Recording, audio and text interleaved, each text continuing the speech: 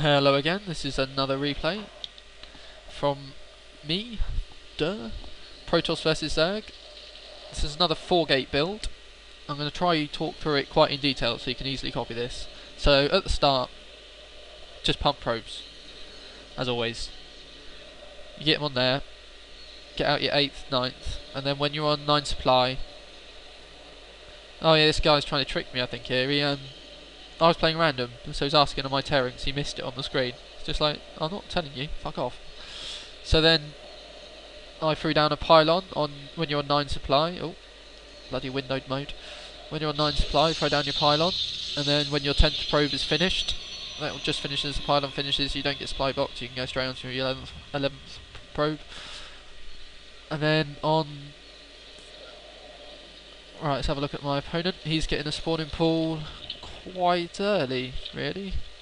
I was worried about a Zerg rush, because when you're doing a 6-pool rush, you don't really do a lot of the starts. I figured that's why he was typing a lot. But it didn't turn out like that, he went for roaches. So yeah, always make sure to chrono boost your Nexus as soon as you can. Keep pumping probes. I usually leave it, because you could chrono boost a bit earlier, but then you don't have the minerals to constantly supply probes. At 13 supply, I throw down my gateway, then use that probe to scout. So he's been sent off across the map, hotkey to 1, so I can get hold of him easy.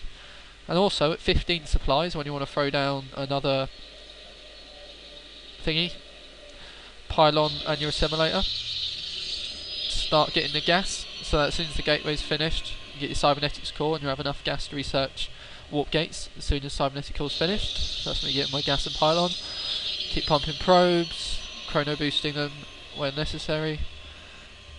My scouting probe, just making his way on into the Zerg base. Doesn't see a lot, sees a spawning pool, although I didn't realise it was as early as it was, since nothing happens really. There's no queen. Is it on her way yet? Yeah, she's on her way. But no Zerglings or anything to worry about. So then I send off my probe to sit over here and make his proxy pylon.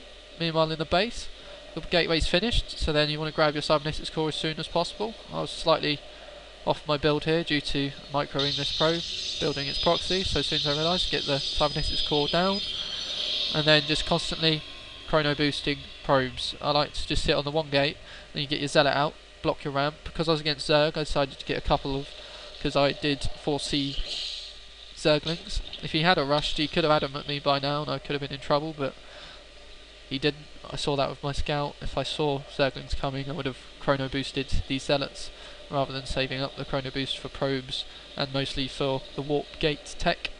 I send in my scout just to have another look, see that he's going roaches, which doesn't really bother me, and then kind of get raped. So I lose my probe, which is kind of sad, so I usually like to have one down here because I slowly encroach my proxy pylons into their base as I go. So that kind of threw me off a bit. I've got my zealot on top of the ramp. I get a few zealots and block them off, telling them to hold ground, to form a tight wall in. Once the cybernetics core's up, chrono boost the warp gate tech, get it out as soon as possible. Once I've got 450 minimals, I throw down my 3 additional gates, and then grab my second gas. All this time, obviously, constantly building probes. You've got to watch your food count, your supply count. At some point I do get supply blocked during this match, just as I want to start my push. I didn't have enough to keep spawning in units, and I think that's usually because I usually build more proxy pylons as I'm down there. Right, his push has started. He's got 4 little lings with a roach on their way across the map. Haven't got the speed upgrade, so they're not going stupidly fast, which is nice.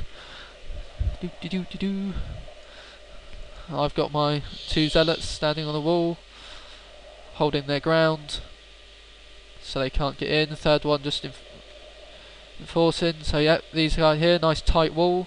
These Zerglings cannot punch through and rape up my probes. Right, my 4 gates are finished, warp gates finished, researching all 4 gateways into warp gates. So there we go, he tried to push through then and couldn't. The only problem was I'm not paying attention straight away, so he did get a free shot before I came down and decided to fuck him up. I was lucky here, he could have pulled these Zergs away and caused some probe harass, but he didn't, although I would have been able to counter by warping in sentries, or sentinels, or stalkers. I don't think sentinels exist. So he's got 1 roach left. I spawned some